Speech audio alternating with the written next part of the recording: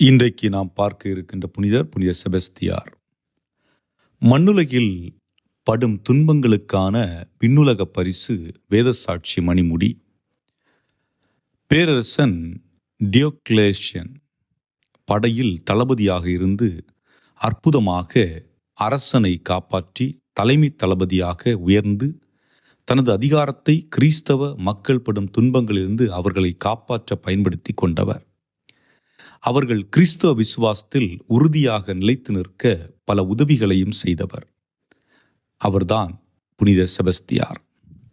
இவர் பிரான்ஸ் நாட்டில் நார்போன் நகரில் 257ஆம் ஆண்டு பிறந்தார். இவரது பெற்றோர் இத்தாலி நாட்டின் மிலான் நகரை சேர்ந்தவர்களாக இருந்ததால் அங்கேயே வளர்ந்தார். கிறிஸ்தவர்கள் என்று தெரிந்தாலே கொலை செய்யப்படும் சூழ்நிலை நிலவிய காலத்தில்